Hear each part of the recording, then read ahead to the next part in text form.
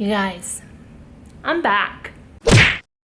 Hi friends, welcome back to my channel. Oh my gosh, it has been forever. I was gonna say it's been a minute, but you know, that's what people say when like, it's kind of been a long time. No, it's literally been forever. You might notice that I am on my gray couch again. I'm not sitting on a bed in my parents' house. That is because we moved into our own place finally.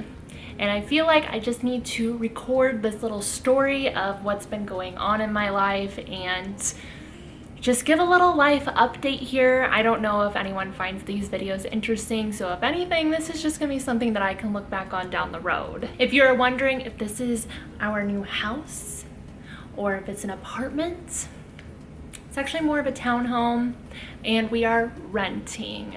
So I have a story. I just want to explain how we ended up here because I don't know how long we're gonna be here, but this is where we currently are. I'm happy to be here. Very excited just to have my own space again, but I want to start at the beginning of the story before I go on a rant about how happy I am to be in my own space again. So starting at the beginning, we started looking at houses in October. I know I mentioned that in one of my videos from around that time that we were already looking, and we put in about 3 offers, all over asking price. If you know anything about what's been going on with the housing market, it is literally insane. And where we're at in Reno, it's especially ridiculous. We have a lot of people from the Bay Area moving here, and they have a lot more money than, you know, us first-time home buyers. So it's really hard to compete with when they sell their $1 million apartment out there and they're looking in our price range out here and they can offer 50 grand over asking like it's no big deal. I mean, how are we ever supposed to compete with that, you know? On the 4th house that we put an offer in on, we still went over the asking price, but it wasn't as much over as what we had been doing with the first 3, and we actually got our offer accepted. And we learned that we were not even the highest offer, but we had the best offer. We wrote in that if it didn't appraise, we were going to put this certain amount in. We put in our offer that if there's anything wrong with the house, we're not going to ask them to pay for it. And I guess all the other offers were just different types of loans than the one we had. I don't know. So it worked out for us. We were very excited. It was along the road that Andrew takes to go out to the lake that he was guiding at.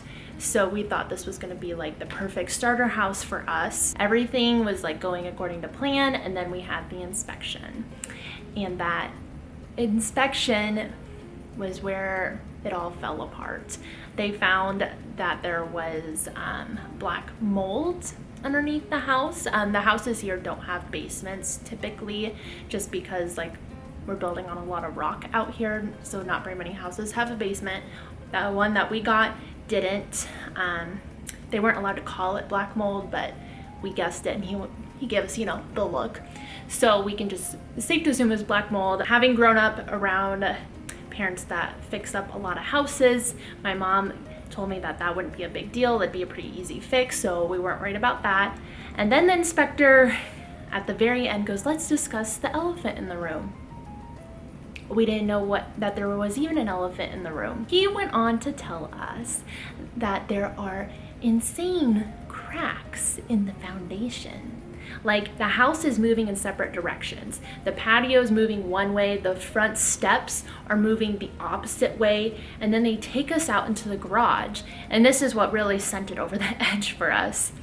The owners had strategically placed things around the garage to hide these huge cracks in the wall, and they had a old car parked over what was a giant crack in the floor.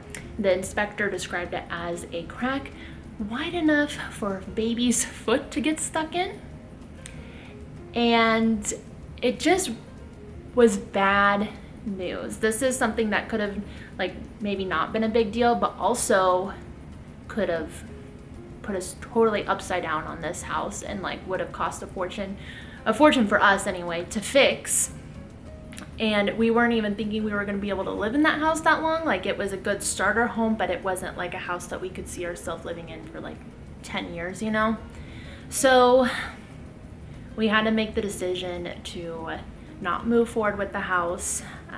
It was just too big of a red flag that they didn't disclose any of this stuff to us, and they clearly knew about it. At this point, it was basically, I want to say November, and we weren't ready to give up on our search yet. The next week after we walked out on that house, we put in another offer on a different house and got outbid by an outrageous amount of cash. And after that, Andrew and I had a lot of different discussions about whether or not this is the type of market we want to be in. Obviously, this is not an ideal market for anyone who is a buyer, especially if you're a first-time home buyer. And we decided not to move forward with buying a house. During this time, Andrew also found out from his job that he was going to be out of work until further notice. And every time he got a pause, basically, because they weren't firing him or laying him off, but you know, with COVID, they had a pause. Every time that happened, the amount that we were pre-approved for decreased. And when you're in a very competitive market, that is like the worst thing for your budget, continuing to get smaller and smaller. So we decided that we were not going to be buying a house anytime soon. We were ready to start looking for a place to rent. We waited till after the holidays with Christmas and New Year's and our birthdays and all of that, just because that's kind of a busy time for us. So we hung tight at my parents' house, and around the end of January, we started looking for a place to rent. Originally, we were thinking a house to rent. Houses out here are pretty expensive, but we thought that would at least feel like we were, you know, moving in the right direction, since we weren't able to buy a house and we were tired of apartment living. But we quickly learned that the rental market out here is also extremely competitive because of the amount of people that are moving into Reno. And they're also kind of in the same boat as us, where they can't afford to buy houses, or they are also getting beat out for the houses that they are trying to purchase. So a lot of people, I think, are in the same boat as what we were in, and deciding like, well, we have to rent, we can't buy here, it's way too competitive. I have to fix my hair. So then we began to be more open towards apartments. We needed something with an attached garage, just with Andrew's guiding stuff. He needs to be able to fit his truck loaded up with all of his ladders and stuff in the garage. So when he gets up at freaking 4 o'clock in the morning to drive out there, he can just go. So that kind of narrowed down a lot of our options. Talking to a lot of the apartment complexes and stuff out here, no one had any openings available, and it was just the most ridiculous thing I've ever experienced. Like, it doesn't matter if it was a house, if it was an apartment, if it was a townhome, like no one had anything available fitting like our bare minimum requirements. And we definitely weren't looking for anything too crazy. I mean, we just needed at least 2 bedrooms, 2 baths. I didn't want to go backwards from what we had before. I didn't think we need a ton more space than what we had before, because we had just been sitting at my parents' house for 9 months, so it's not like we grew with how much stuff we had or anything. So we put our names on a couple of waiting lists for townhomes and apartments that we were interested in. And actually the apartment townhome complex that we're in now was the only one that we physically toured, because a lot of places, since they didn't have any openings, they were not interested in even letting us tour anything because they didn't have anything to offer us. So I checked our apartment complex's website daily, because that's where they posted their new listings first. We were also on a waiting list for this complex. But I didn't want to rely on them to call us, because I didn't know where we were on the list, and I didn't know if people were ahead of us. So if we jumped on it first, it didn't matter if you're on a waiting list or not. We got there first. So eventually they had an opening. We needed a 2-stall garage, and the moment there was a 2-stall garage available, we called on it and we sent in our application. This specific unit that we're in, they did not have like a model unit for us to tour, so we literally had no clue what this unit actually looked like, other than looking at like the little floor plan example that they give you online.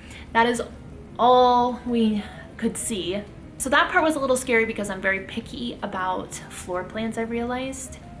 After all this house shopping, floor plan I learned that makes the biggest difference to me. So I was just, hoping that it was a floor plan that we would like, that would like be functional. But we didn't even see this place till the day we moved in. After we applied, got our application approved, blah, blah, blah. Our move-in date was in March. So we just kind of had to chill out for a couple months and wait for March to roll around. And then we were able to move in, and it all worked out as well as it could work out. We're very happy here. I'm so happy to be in my own space again. I'm really thankful that we were able to do what we were able to do at my parents' house, and I'm thankful that they let us be there. But also, I have not lived at my parents' house since I was 19. I am 25 now, and I have lived on my own out of state with my husband for the past 4 years. So going back to my parents' house was probably just as difficult as I had anticipated it being, just because I've learned that I've become very independent and I really thrive in my own space. That goes for like just living my day-to-day life and like feeling creative and just things like that. Like I just thrive better in my own space. It definitely put into perspective like how nice it is to have family nearby though, and because we've never had that kind of help before, now we have both families in town. So again, just very thankful. I don't want to act like it wasn't a privilege to be able to do that, because I fully understand that, some people don't have that luxury of when they're in trouble, they can get help from their parents, and that's kind of the boat we were in for 4 years until they came out here. So very, very thankful, and I don't want that to be underestimated when I talk about this. Even though we are living in this, I want to call it a townhome. It's like habit for me to call it apartment, but it's 3 levels, so I don't think it's really classified as an apartment.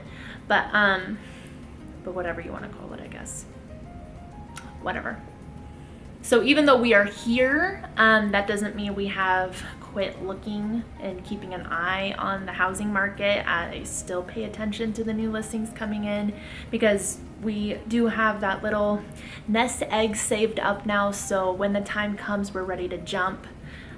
With the new apartment, townhome, whatever, came a new job for Andrew. The work-life balance of a fly fishing guide is horrible. So he realized halfway through this past season that this was not going to be something sustainable for him long term. So we were having the conversation one night about what he would do if he wasn't a fly fishing guide, because that was like the plan all along. That was part of the reason why we moved out here. And he's like, I don't know what I'm gonna do. I just know I want to do something else for a job at some point.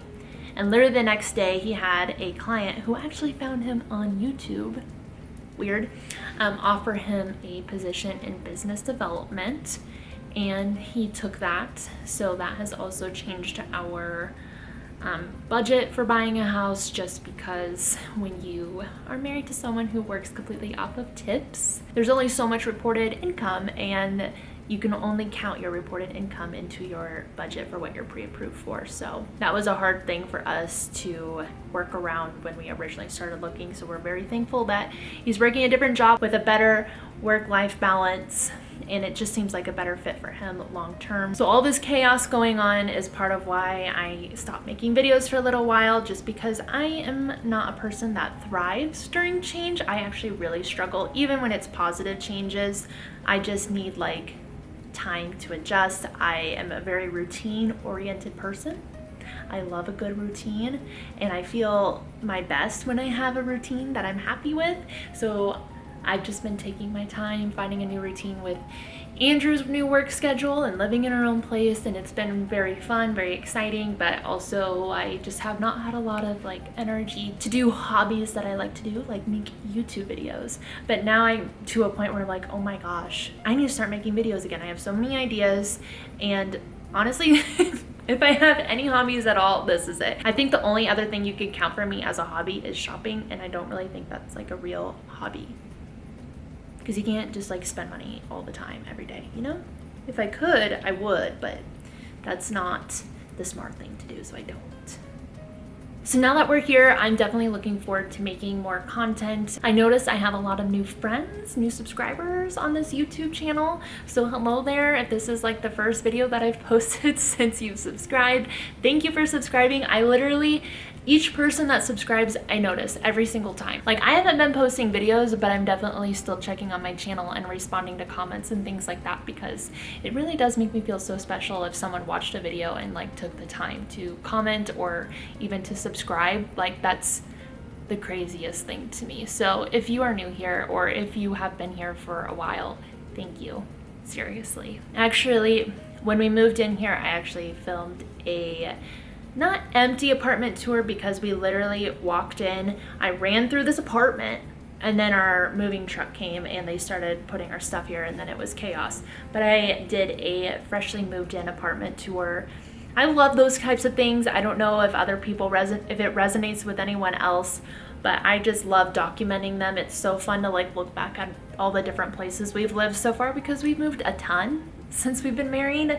It's fun to look at our, you know, little tiny Utah apartment and then think about where we're at now, and it's exciting to think about where we'll be 5 years from now. So I'm gonna keep making them, even if no one watches them, because for me personally, it's just, I've always loved documenting things. I was definitely that girl in high school that carried around like a little camcorder in my purse, because I like to document things and make little silly videos with my friends. So the only thing that's really changed is I don't really have friends here to make videos with. I just make them by myself now. I know if I did have friends, they would do it, or if my friends from Nebraska lived here, they would still do it with me. But now I'm just, you know, a one gal show, and I'm okay with that. Another thing I wanted to bring up is I got a new camera around Christmas time, and I have not even touched it yet, and that makes me so annoyed with myself. But I think that totally sums up of what kind of rut I've been in, like creatively and mentally. I just have not been motivated to pursue any of my hobbies or any of like my creative interests, and like that's such a big part of what I enjoy doing in my free time. So I'm really excited to use that new camera, make some content with that new camera, and learn how to actually use it. I have this vlogging camera that I've been using for the past couple years, and this new camera is definitely an upgrade. I'm still gonna use this one, but I'm excited to have like a big girl camera. It's the same kind of camera that Andrew uses for his YouTube channel. I don't know if I've really talked about his YouTube channel that much on here, but he definitely has a much bigger channel than I do. At the Fly Dudes, if you want to check him out. If you like fishing, he's your guy. If you stuck around at this point in the video, I just want to say thank you so much for watching, and I am excited to start posting on this channel again. Keep an eye out for that apartment tour video, and then there's going to be more videos coming out after that. I already have some stuff filmed that I'm excited to put together and share. So thank you so much for watching, and I will see you next time. Okay, bye.